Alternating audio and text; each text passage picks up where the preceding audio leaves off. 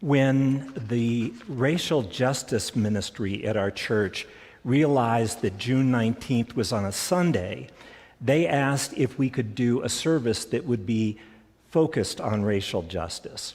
And as the designated preacher for the day, I said, of course. And then I started thinking a little out of the box and thought maybe it would be fun to do something very different. So we're going to do a biographical sermon on the life of Frederick Douglass today, which presents an issue of what scriptures do you read with a sermon like that? The passage that Linda read was a no-brainer, story about Pharaoh.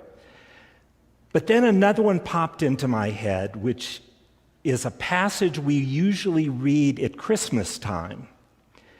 But I selected it because it talks about the very essence, the very nature of God. Mary has just found out that she is going to have a very special child as a gift from God. So she goes to see her cousin, and when she does, she sings this song. My soul magnifies the Lord, and my spirit rejoices in God my Savior. For God has looked with favor on the lowliness of this servant. Surely all generations will call me blessed. For the Mighty One has done great things for me. Holy is God's name. Those who revere God will be showered with mercy from generation to generation. God has shattered the proud in the imagination of their hearts. God has brought down the powerful from their thrones and lifted up the lowly. God has filled the hungry with good things and sent the rich away empty. God has helped Israel remember these mercies promised to our ancestors, to Abraham and his descendants forever and ever. Frederick Douglass was considered a troublemaker, a slave to be watched, impudent, perhaps the most grave charge that an enslaved person could have branded on them. So Frederick Douglass's enslaver decided that he would ship him off for a rental for a year to a poor white farmer who lived in the area, a man named Edward Covey, a man who also was known to be a slave breaker, someone who treated his livestock with more dignity and respect than he did the enslaved people in his care. During the first 6 months on Covey's farm, Douglass was regularly flogged with a whip more savage than a cat o' nine tails. But the lashes on his torn back were not the least of Douglass's abuse. One hot summer's day, while he was toiling out in the fields, he became faint and collapsed to the ground with heat exhaustion. When Covey saw it, he came over to him and ministered to Douglass with a sharp kick to the ribs and a command, "Stand up, work." Douglass struggled to get up, but he fell over again in exhaustion. Once more, Covey kicked him in the side, and once more was told to rise. But as Douglass struggled to get up, he just collapsed again. Covey said, "If you've got a headache, I'll cure your headache." And then he took a slab of hickory wood and he slammed him in the head. And he left him bleeding in the field. Later, Frederick Douglass made his way away from the farm, and he stayed away the next day. But the day after that, Sunday, he came back to the farm. And he encountered Edward Covey, who spoke to him in a way that he had never spoken before. Because you see, Covey was a devout Christian. He would never dream of profaning the Sabbath. But come Monday, he was ready to attack. He went after Douglas right away. He wanted to bind his hands and lash his back. But instead, Douglas grabbed him by the throat and threw him to the ground. "You are going to resist?" Covey said. "Yes, sir," said Douglas. The combat continued for 2 whole hours until in exhaustion, the farmer finally said, "No, go back to your work, you scoundrel.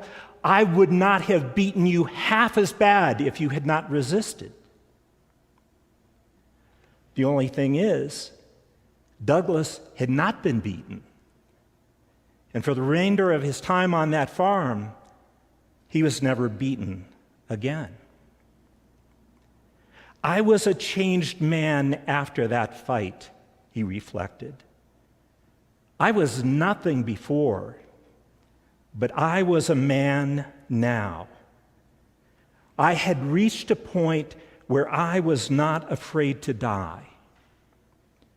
When a slave cannot be flogged, he is more than half free." Frederick Douglass was 17 years old when he first drank from that cup of freedom. Born in 1817, Douglass spent his early life on Maryland's Eastern Shore. Though he was not maltreated in his youth, he was well aware of the violence that surrounded him. One day, he witnessed his aunt stripped to the waist, lashed to a post, and her back turned to a bloody pulp. Another time, an enslaved woman was bludgeoned to death with firewood. Her crime? Falling asleep while babysitting. "Auntie," Douglass asked one day, "are all black people slaves?" "No, child." "Are all white people masters?"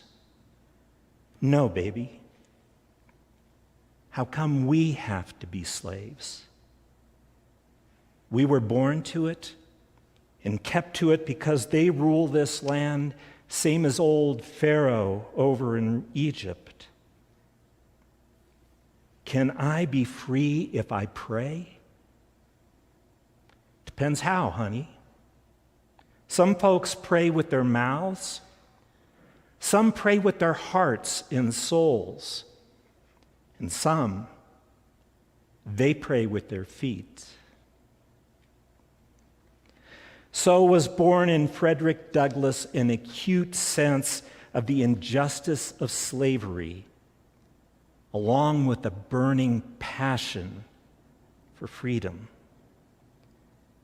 But by and large, Douglass was fairly fortunate. He was in the Eastern Shore of Maryland, and when he was young, he was able to be in the house and to work. And then when he got to be 10 years old, rather than being sent out into the fields to toil beneath the lash of an overseer, he was sent to Baltimore to take care of a young boy. Now, in the city, slaves were treated more humanely than they were out in the countryside. But also, the Auld family had never had a slave before. When Douglass arrived, he was treated more as a boy than as chattel. One day, after hearing Mrs. Auld read the Bible out loud, Douglass went to her and asked if she could teach him how to read. Quickly, the gracious woman consented. He learned his alphabet. He learned how to read basic 3-letter words. Filled with pride, Mrs. Auld went to her husband and told him about her accomplishment. But he became livid. It was not only illegal, it was unwise to teach a slave how to read. A slave should know nothing, he said, but the will of his master and learn to obey it. But the seed was planted. It sprouted and grew. Over the years, with tedious work, always alone in private, Douglass taught himself how to read and write. But with growing knowledge came a burning hatred of slavery. I have been cheated, he wrote. I saw through their attempt to keep me in ignorance. I saw that slaveholders would gladly make me believe that they were merely acting under the authority of God. And I treated them as robbers and deceivers. Feeding and clothing me could not atone for taking my liberty from me. After 7 years in Baltimore, Douglass was returned to the Eastern Shore.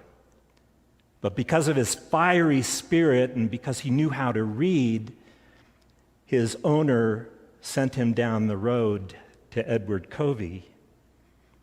But at the end of that year's rental period, Covey was happy to be rid of Frederick Douglass. In less than 3 years, Douglass had made one attempted escape from slavery, but was returned. But then finally he was ready again. He borrowed papers from a free black man who gave him a red shirt and a waterproof hat and a black scarf that was worn by sailors at the time. Several times on his journey north, Douglass said that he either saw or was seen by people who might have betrayed him, but they never did. Finally, when he arrived in New Bedford, Massachusetts, 21 years living in slavery, he was finally able to drink in the full joy of freedom. But Douglass was not content just to enjoy the relative freedom of a fugitive slave. He regularly went to abolitionist meetings.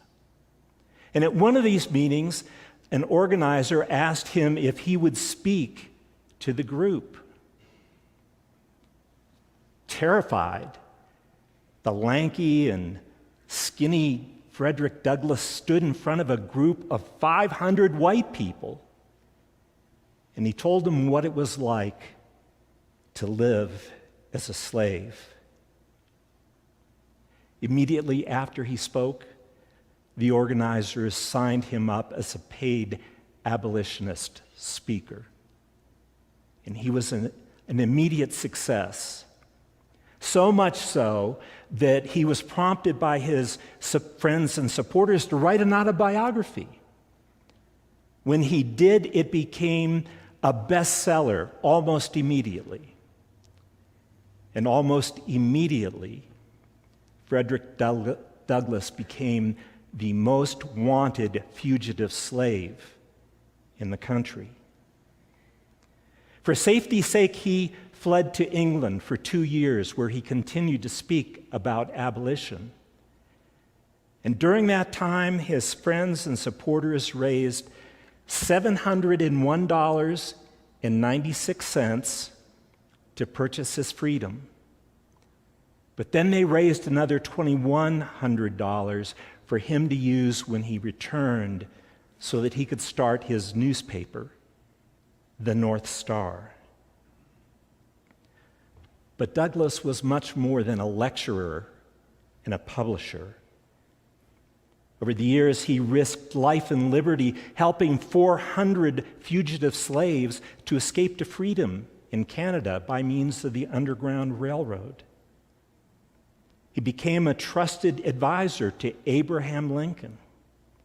He was effective in raising tens, hundreds of thousands of black soldiers to fight for the Union cause. After the war, he was politically active. He helped get 450,000 black voters to vote for Ulysses S. Grant.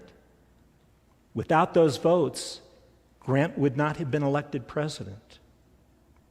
Thanks partly to his persistence, the 15th Amendment of the Constitution was ratified.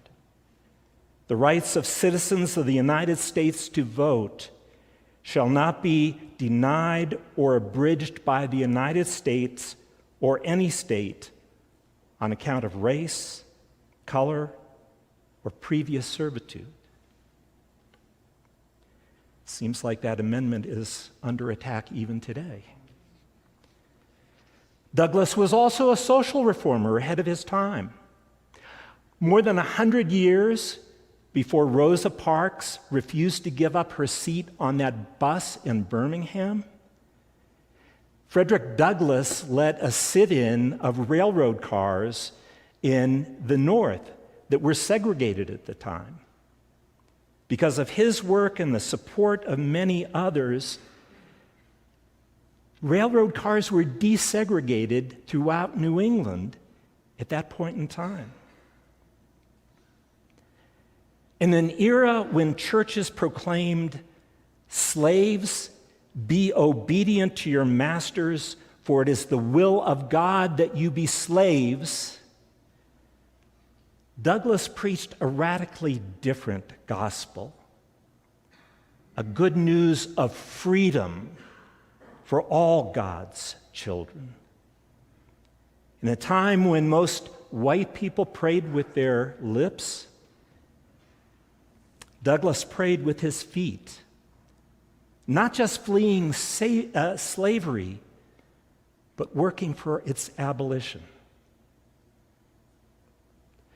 1 month before his death at the age of 79, a youth approached the great abolitionist and he asked, "Mr. Douglass, you have lived both in the old times and the new. What have you to say to a Negro just starting out? What should he do?" The old lion raised his head and said, "Agitate, agitate, agitate." As God still troubles hearts and souls even today, may you and I be so troubled. Now, none of us are like Edward Covey by any stretch of the imagination. But for how many of us is piety confined to our worship on Sunday morning, even as we return to work, retirement, being part of this system, the systemic system that keeps the poor poor and the rich rich? How often have churches in this country been voices for the status quo rather than a voice for freedom for all people? How often do you and I walk out these doors and see only what is rather than what might be? The word gospel is a Greek word, and it means good news. And the good news for you and me today is that in Jesus Christ we are not left alone in a broken world that seems to be increasingly spinning out of control with climate change, systemic racism, gun violence, poverty, war. The list goes on and on and on and on. But standing together, standing on the shoulders of folks like Frederick Douglass, And standing with Mary's boy, Jesus, the one who came to topple powerful from their thrones and lift up the lowly, the one who came to feed the hungry with good things and send the rich away empty. Standing together, you and I are empowered to look beyond ourselves and become beacons of hope for this broken and hurting world. In a world where prejudice and hatred continue to nail goodness to the cross, you and I are sent guides to teach us how to pray, not just with our lips, not just with our hearts and souls, but with our feet as well.